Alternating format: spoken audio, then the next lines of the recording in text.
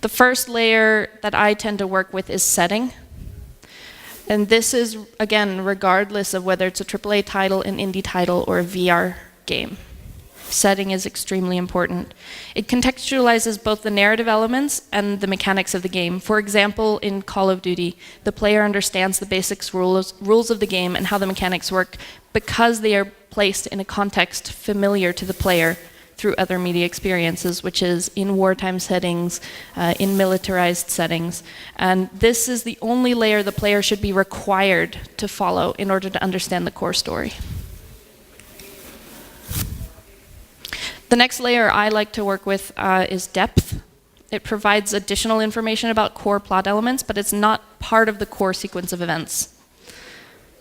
Elements in the depth layer build the world out of beyond a standard genre piece, and into a fully realized environment for the player to explore. This layer explains not just what is in the world, but how and why. In games like Dead Space, Doom 3, and System Shock 2, this tends to be done through ancillary text logs and character diaries. We use this very extensively in Mirror's Edge Catalyst to present the history of the first game, the conflict between the conglomerate and the plight of Black November, providing context to the objectives and a history to the setting. The final layer that I like to work with is the flavor layer. It consists of elements that enhance the world, but don't relate to the core plot. It makes the world feel more believable and grounded. Side quests that don't tie back to the main conflict of the game would fall into this category, as would most signage and in-game fiction. For example, Call of Duty has Speed Cola, Mirror's Edge has Sylvine Systems. In the Dead Space universe, there's Sun Cola, which is advertised in every game and ties the world together without being related to the primary plot or the objectives. Another example would be the books in the Elder Scrolls Skyrim game, which, while they sometimes give background elements to events discussed in the main story, they primarily fill the world rather than provide extra depth to player objectives. When we tell a story by embedding it in the world for players to participate in, we shift the balance of narrative to be implicit rather than explicit. The narrative becomes distributed. And this is something that I think is really important to grasp from a design perspective, because as we move towards different mediums, such as virtual reality, where the player is able to explore their space even more extensively than before, we need to be able to provide these layers in a really context-driven way. Now I'd like to talk a little bit about how these different elements are presented to the player, because games tend to be very different from film or books, which is what we've been comparing them to recently. All stories have a certain amount of information that needs to be conveyed in order for it to be complete. The same holds true for video games. And this information is presented not inherent to the story itself. Fairy tales have been told through different media forms in different ways and in different cultures for centuries. The way the content of a story is presented is almost as important as the quality of the content and story itself. You could, for instance, take the events of Pulp Fiction and put the whole thing in order linearly or chronologically, but it would undermine much of what makes the film a classic and a cult hit. While the events are not linear, the way they are presented is arranged, so you always have just enough information to understand the flow of the narrative. It is the editing within this film that elevates it to become something special. Now, how does this all relate to level design? Well, games present a unique set of challenges and opportunities in how a narrative is presented. We do not have total control over the flow or the environment in which the story is consumed, like a filmmaker does. This is extremely true in virtual reality, where the player, depending on your locomotion technique, can literally explore every inch. This makes traditional storytelling inherently different from crafting a video game narrative, as we can't make any of these assumptions. Beyond Two Souls is a good example of challenging mixing traditional storytelling techniques with gameplay systems that it creates. The narrative is delivered such that mechanics change drastically between sections, and the player doesn't ever have the opportunity to develop a sense of ownership over the experience. I'm a really visual person, so I like to visualize a story in a physical geometric way. So each story has a certain amount of content, like we said earlier, and this is the volume of the narrative. Traditional storytelling will follow a small number of characters through a linear series of events, never straying too far from the main goal. The shape of the story would be a long cylinder, which I like to think of as a well, but you can think of it however you like, which the audience is climbing down into, or the player is.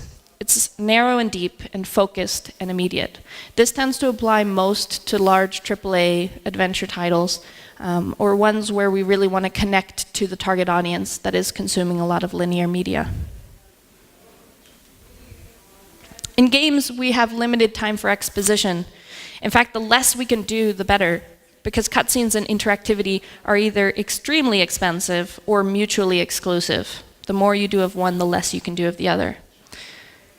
For this reason, I think a distributed narrative, told through many small stories, vignettes, and environments, is an important part of creating a universe for your game, regardless of platform.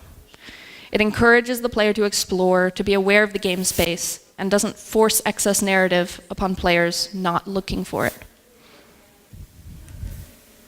When presented in this manner, I think of the story as a giant lake. Narrative is spread far and wide, but it's not too deep at any one location. This is how much of the storytelling works in games like BioShock, Fallout 3, Deus Ex. In Alan Wake, there are pages of his manuscript spread all over the world for the players to read. They foreshadow coming events or explain the reason that things happened. Through the overarching narrative, the developers provided justification for this approach, a brilliant trick unique to the world they created. And while I don't necessarily advocate littering your world with little notes explaining everything, it is a very literal example of a distributed narrative. When we shift the balance from explicit narrative approach to implicit, context-driven strategy, we alter the shape of the story, one that I feel is more suited to the strengths of not only video games, but specifically virtual reality. Since we're talking about the level designer as a storyteller, and this is one of the largest comparisons I tend to make when talking about levels, it's important to understand the basic principles of story. And I think if you boil the concepts down to the basic lessons that we maybe learned in literature courses, it boils down to an inciting incident, a rising action, a climactic moment, a resolution, and the end, or denouement. Talking about the story structure is all well and good, but how does this tie into the design of a level in a tangible way? Well, if you look at how you build the core building blocks of level structure, they lay out something like this for most games. You present the player with an objective, a goal is placed before them. There are obstacles in front of them as they climb towards the objective, and as these are ramped, they increase the challenge of the obstacles until you reach a climactic moment within the challenge or the mechanics of the game. After the player has achieved this, you often have a very quick resolution before presenting them with the reward or the payoff for reaching the goal. This is the basic cycle of challenges followed by reward, which forms the core loop of a lot of gaming experiences. And each unit serves as an important narrative function in the story the player is building. Not necessarily from an explicit standpoint, where we are telling the player what's happening, but from the point of view from the player, where they provide their own story and experience. Objectives without obstacles or proper climax are often looked down upon as fetch quests that are done simply to extract a tangible reward at the end, and not so much for the richness of the experience. I think that because of this, when the player doesn't have any open objectives at the end of a resolution, and when they no longer have a reason to explore the world, that's when a game tends to start feeling stale. That means that the game can be seen as a series of tiny stories all building on top of each other to flesh out an overarching experience of the game, which creates a sort of mosaic of narrative made up of all the game content and player experience. The really interesting thing that happens, though, is when you're looking at games built today, you'll either get one of two elements. One is these small, repetitive quest loops, these challenge and reward loops, or you'll get one large overarching experience. And I believe that when you can tie those two together, it becomes much richer and much more rewarding for the player. Okay, so we've been talking about the structure of the experience for the player, the level design as an overarching narrative, as storytelling. And while knowing the fundamentals of pacing is important, it's the way that these fundamentals interact with each other and how they're structured that's really important. The key is creating a well-paced level to provide moments of action interjected with calm, right? Peaks and valleys is what they're often called. The problem becomes when you keep someone at a peak or a valley for too long. If you're inside the valley for too long, it becomes tedious and lacks excitement, while remaining at a peak for the player for too long can desensitize them to the action, to the point where it becomes repetitive and boring.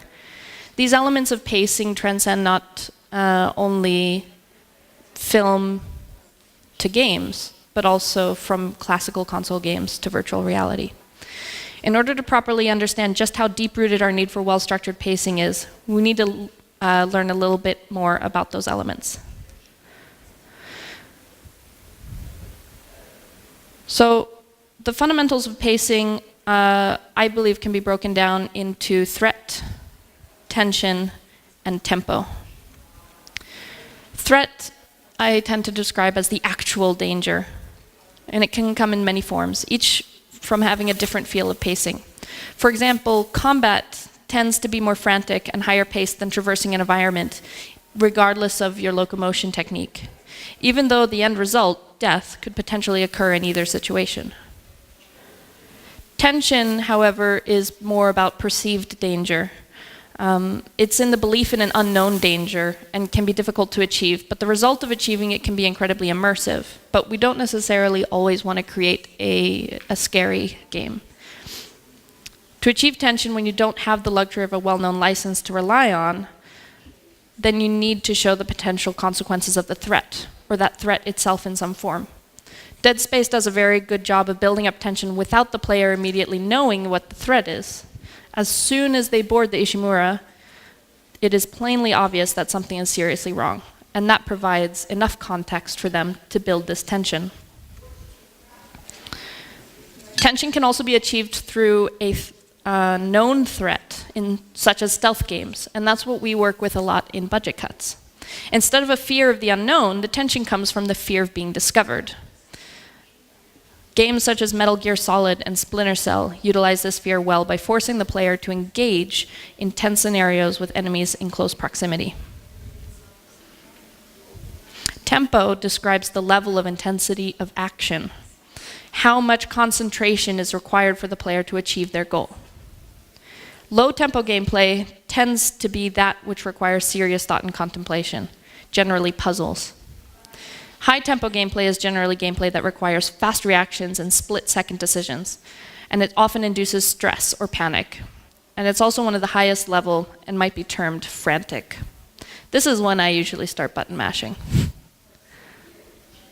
There's always a surefire method of creating high tempo, no matter what the situation, and that is by imposing a time limit. It's often seen as a very cheap or forced set of pacing, but there are ways of masking that within context. For example, having zombies encounter, which tends to be shaped as a bell curve, which ramps up over time. It tends to be a natural way of timing and ramping the tension. Boss fights tend to crescendo, increase the tempo continually, which is a slightly different shape to the tempo. And I think that's a really interesting thing to look at the difference for. All of these elements brought together, how you provide context, how you're introducing the threat or the tension or the tempo of a space, is what builds together what I like to call the dominant feature of a level or a game. Dominant feature is something that, again, regardless of platform, is extremely important. It's the element that defines the piece of content you're trying to create. It's the central thread that weaves the whole work together. This element can take almost any form. It can be a character, it can be a theme, it can be a setting, a mechanic, or a piece of music, or so on. But it must be identifiable to both the designer and the player. Regardless of what the dominant feature is, it should be unique or used in a unique way in your context. The goal here is to create a memorable experience, therefore your work needs to stand out. For example, the classic Zelda Dungeons are a clear example of very strong dominant features, where a mechanic is worked into the fiction of the environment and forms the backbone of the player experience. All of the other elements highlight the possibilities of this mechanic. If your users can uniquely identify your level as the swinging rope level or the nighttime rainstorm level, then you have a good player-facing dominant feature. In COD 4, All Gillied Up, I think it's one of the strongest dominant feature levels in modern AAA shooter single-player experiences. In this level, the player takes on the role of Captain Price on a stealth assassination mission. He has to go behind enemy lines and avoid areas of radiation. It's an extremely powerful and memorable level, and pretty much everyone I talk to that's played this game remembers that level above all else. Every detail of the level is designed to reinforce this fantasy of sneaking behind enemy lines in a ghillie suit, with enemies close at hand. Regardless of what the moment-to-moment gameplay is here, it tends to vary, but the variation always reinforces this feeling. For instance, there are sections where it's higher paced and a higher tempo, but the threat levels are lower. So you're able to move a little bit faster within a space and flank an enemy, but you still feel like you're sneaking behind enemy lines. As opposed to when the pacing and tempo become very slow, when tanks and a whole army are walking right past you as you're lying prone in the grass. This is a way of providing context and variety in your experience while still reinforcing the same dominant theme. We encountered this challenge when we were working on Battlefield 4. This is an image from an early prototype phase of a multiplayer level that I worked on called Rogue Transmission. In this prototype phase, the dish was much larger and flatter than in the final version, and the mountains were a lot taller. The bases were more linear, and we quickly found out that this didn't allow a very dynamic ownership of bases between the two teams. We wanted to encourage teams to flank each other using the circular nature of the dish and its ability to cover your movements to allow movement from base to base. Originally, we focused on the game mode Rush. Rush is a multiplayer. I don't know how many of you have played Battlefield or Battlefield 4? There's a couple of you? Okay. Well, Rush is a game mode where you have to split into attackers who have a limited number of respawn tickets available for the whole team, and defenders who have an unlimited number of respawn tickets. The objective of the game mode is to capture and arm and destroy these two MCOM stations at each base with explosive charges. Once both of these MCOM stations are destroyed, defenders have a few seconds to fall back to the next base. So it's extremely linear, and you're progressing through the map. Once all the objectives have been destroyed or all the tickets have run out, the round ends. But due to the linear nature of this game mode, it meant that Rogue Transmission initially became an extremely narrow map. Unfortunately, linear maps are much less fun to play on our most popular game mode, which is Conquest, which is much more dynamic and open in nature. Because we were designing around this linear game mode, which didn't allow a lot of player option or player agency, it meant that we were removing focus from our dominant feature for the entire game, which was Conquest. This was a point of a lot of contention over a lot of our maps, because Rush was a very prominently marketed element for this game. It became a recurring struggle because we didn't want to sacrifice the fun of Rush on a few maps just to let Conquest shine. And we didn't know if we needed to sacrifice Conquest in order to allow Rush to have several maps where it was really well suited. So in order to figure out how we should balance this, we looked at telemetry and data that we collected. We did a lot of testing, and we discovered that about 80% of our game modes played online were Conquest and Team Deathmatch, with Rush getting around 12% and the other game modes filling in the remaining 8%. And although we were committed to delivering a diverse portfolio of game modes in Battlefield 4, giving players the ability to experience the map in a multiple strategic situations, we decided that Conquest was more important to polish and perfect on each map than Rush or any of our other niche game modes. This meant that the dominant feature of conquest, of being dynamically able to move between bases and flank other teammates, not having this linear experience, was a far more important element. And unfortunately, having such a variety of game modes does mean that sometimes you have to detract from one dominant feature to the other. But regardless, we tried to keep this core experience for the player quite intense on Rogue Transmission. A map that flows enables players to make intuitive split-second decisions about their preferred route. There should be no point where you're forced to do a 180-degree turn to see something, to know what you need to do. Everything needs to be presented to you in a really intuitive and manageable way, and a lot of this has to do with what type of level you're creating. Ask designers if there's any metrics that they track when developing and testing, and it quickly becomes apparent that the initial approach is softer and more intuitive.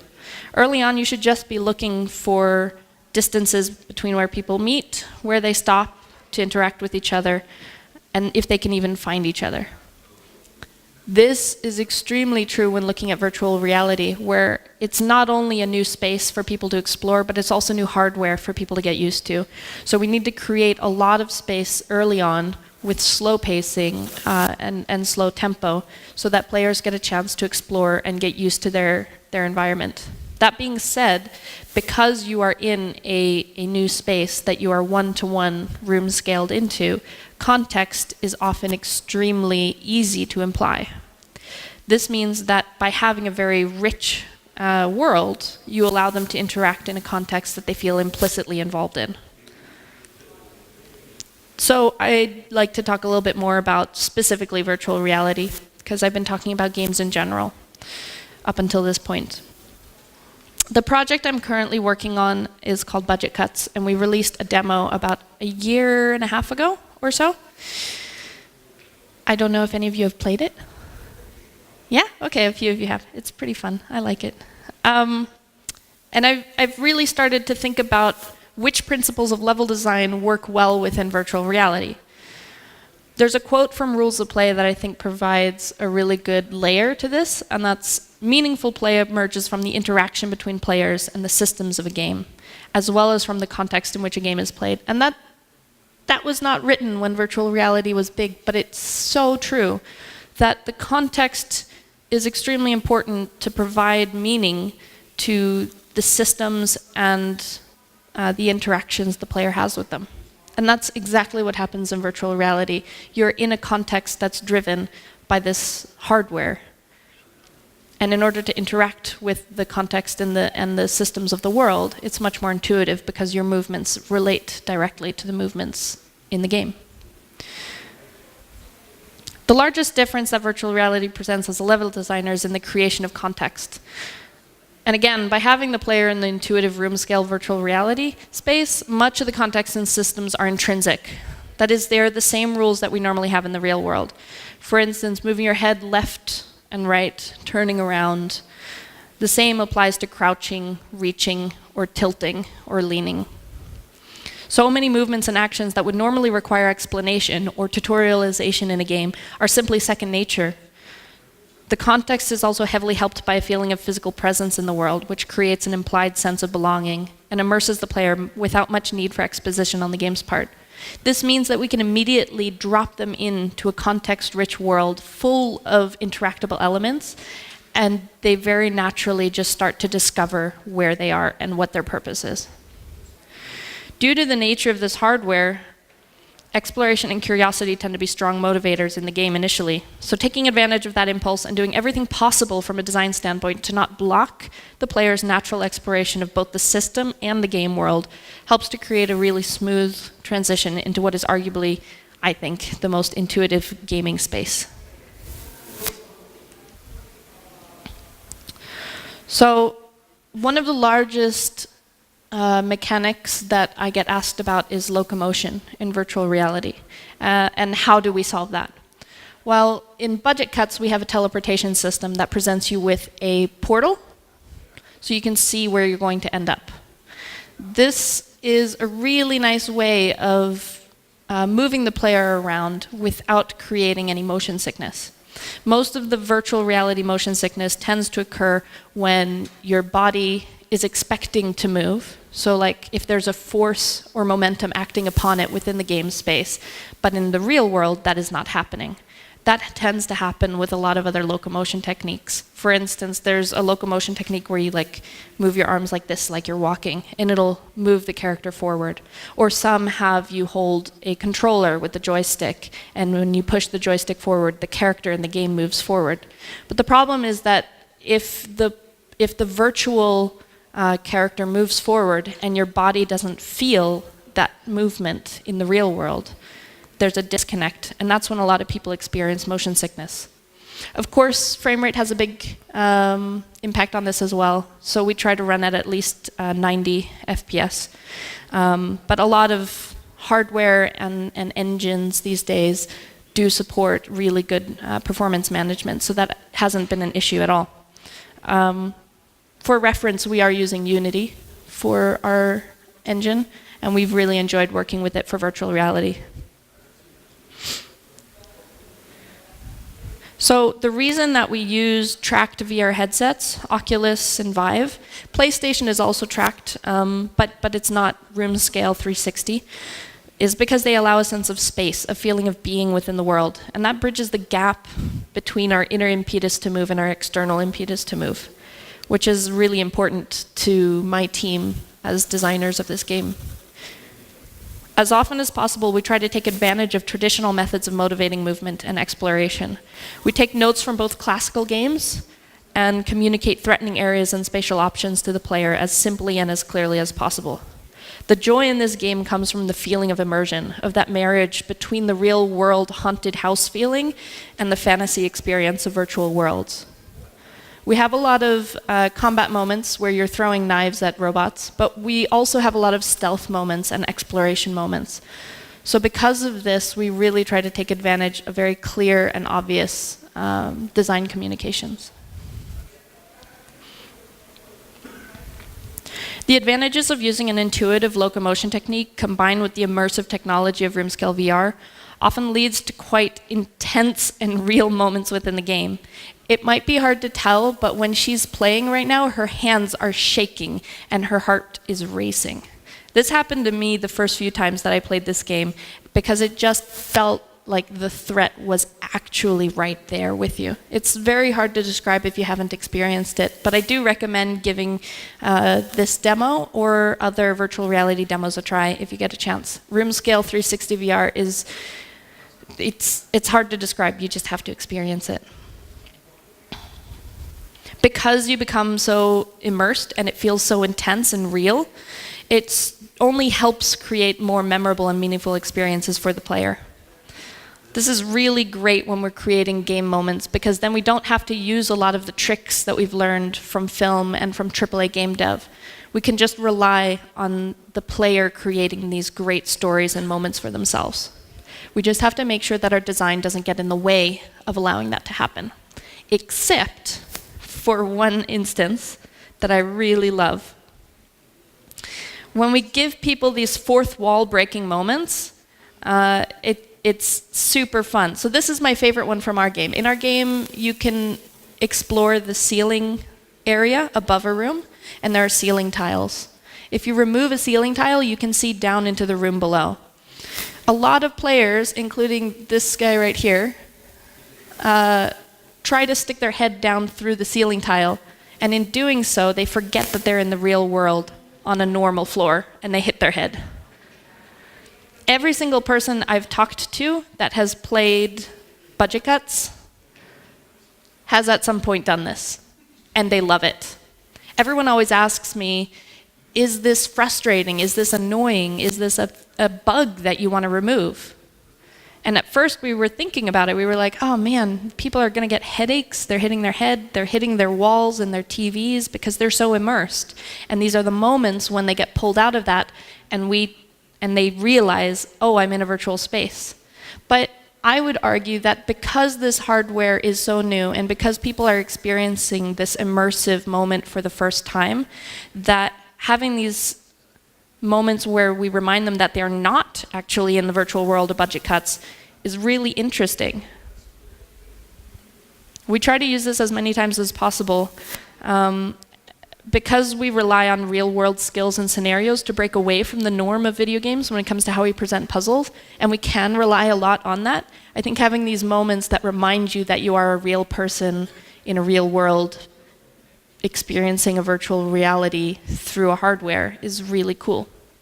Playing off of this balance between the player and their immersion in the context of the game world is a really fun way to give the players these aha moments, like light bulbs, and allow them to draw on inherent real-world skills and techniques without slowing down progress or story with cumbersome explanation of systems. This again reminds the player that the context that they're playing in is not only the virtual world, but also the real world, so that they're able to bridge that gap and bring with them the skills and knowledge from a normal world into the virtual, which I think is super cool.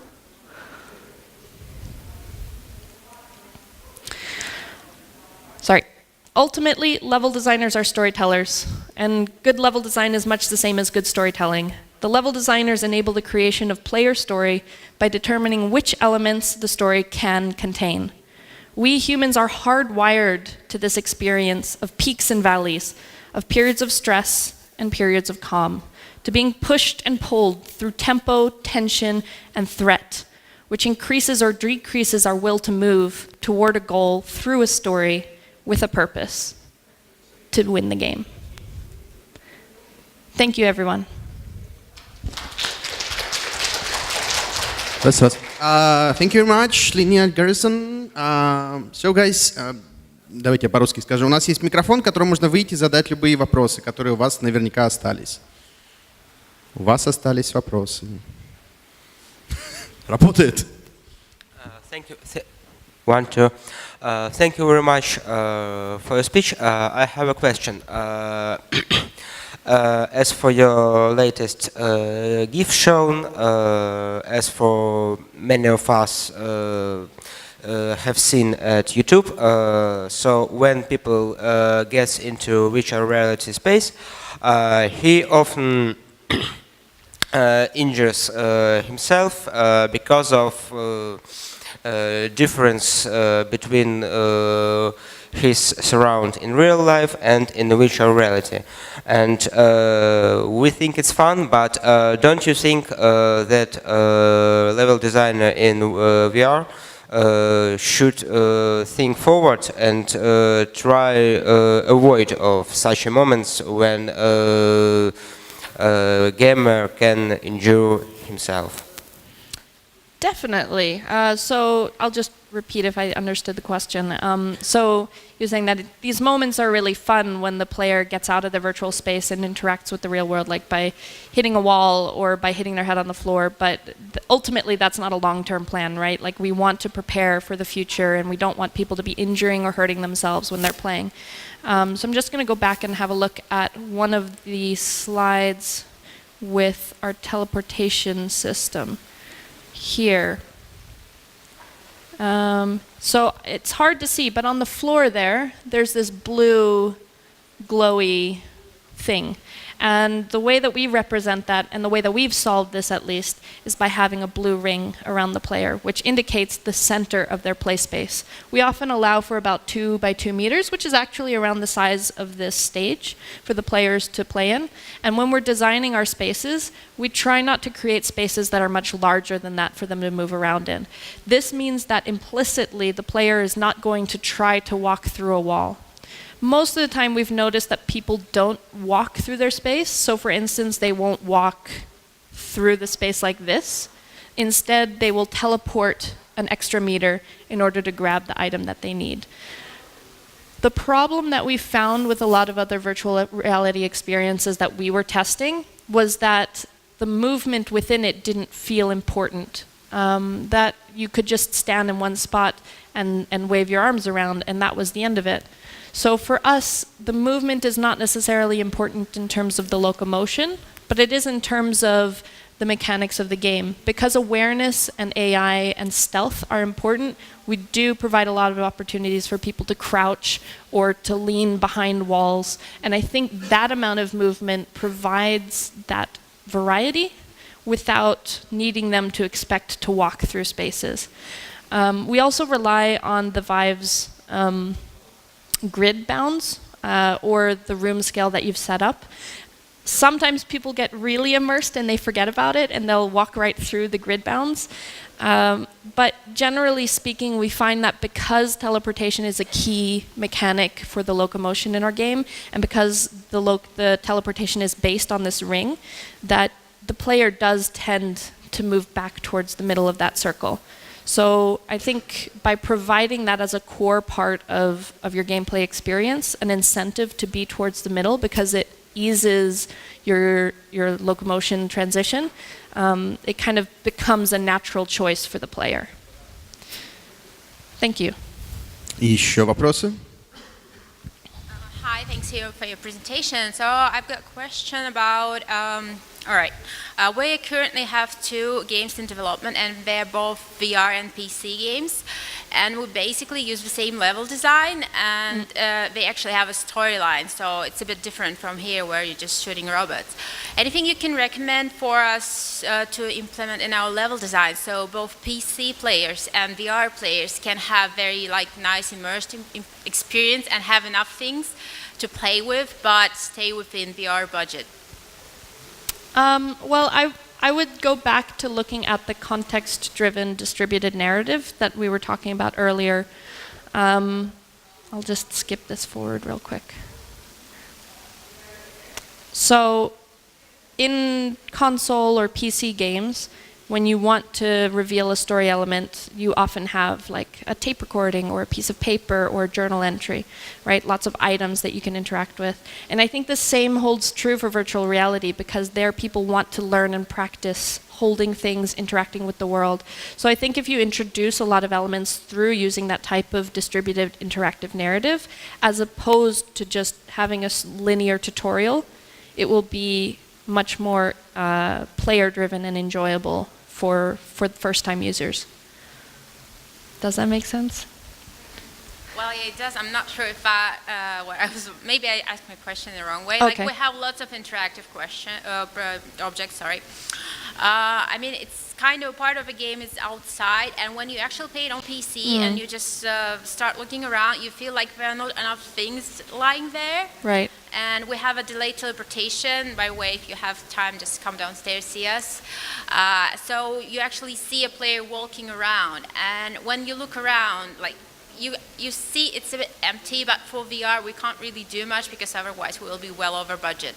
Right. Well, I think in that instance, it depends on what type of performance tricks you can do, and I think that comes from a question of what elements are important. Is it important to have a large, expansive world, or is it important to fill it with stuff? I don't think it's one of those instances where you can have both, unless you create 2 versions of the game for PC and VR, which is an option, but it is very costly. So those unfortunately do tend to be trade-offs when working with VR. Thank you.